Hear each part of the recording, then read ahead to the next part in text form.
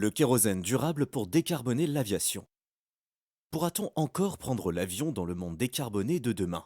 Par l'Académie des technologies. Il est encore temps de prendre les mesures pour garantir demain la possibilité de voyager sans polluer. Grâce à la décarbonation des carburants d'aviation, nous pouvons envisager de voyager propre.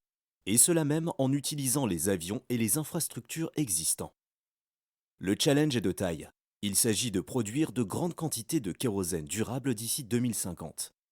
À cette date, le besoin de kérosène durable de la France serait de l'ordre de 6 millions de tonnes. Un immense défi.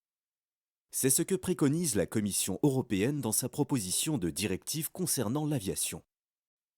Mais voyons d'abord comment on obtient du kérosène durable. Nous avons besoin de 3 ingrédients clés: le carbone, l'hydrogène et, bien sûr, l'énergie qui sera nécessaire pour les produire. Les ressources mobilisables pour cette production sont la biomasse, d'origine animale ou végétale, huile de cuisson usée, graisse animale, résidus forestiers et agricoles, apportent à elles seules le carbone et l'hydrogène et l'énergie. Alternativement, l'eau et l'électricité permettent de produire l'hydrogène. Le CO2, extrait de l'air, apporte le carbone. À partir de ces 3 ingrédients, on peut synthétiser le kérosène dans de grandes usines de type raffinerie. On bénéficie alors de l'énergie stockée dans l'hydrogène et de sa transformation en carburant liquide carboné qui irrigue nos sociétés modernes. Ces ressources ne sont néanmoins pas infinies.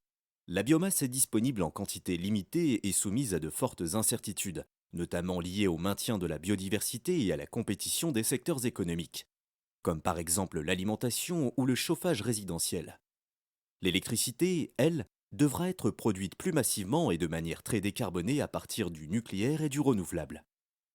La décarbonation de l'aviation et des autres secteurs économiques exigera un investissement massif de la société dans la production d'électricité décarbonée.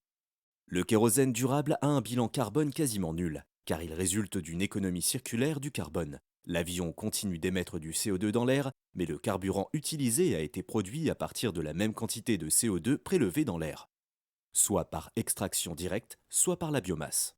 La fabrication du kérosène durable est une solution réalisable et pertinente, mais elle doit donc faire face à 2 défis majeurs. D'une part, l'accès massif aux ressources bas carbone que sont la biomasse et l'électricité décarbonée. Et d'autre part, une industrialisation lourde dès 2030 pour être au rendez-vous de 2050.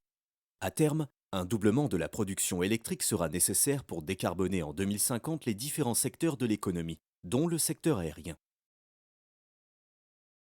La bonne nouvelle, grâce à son électricité déjà décarbonée, la France a les moyens d'initier une filière industrielle de kérosène durable dès 2030, là où la majorité des pays européens devront d'abord décarboner leur mix électrique ou dépendre totalement d'importations massives de carburants durables.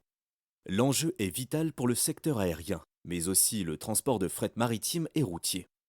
Globalement, la société devra investir sur plus de production électrique et sur de grandes installations industrielles. C'est à ce prix qu'il sera possible de décarboner nos économies et de permettre aux générations futures de conserver la possibilité de voyager en limitant fortement le bilan CO2.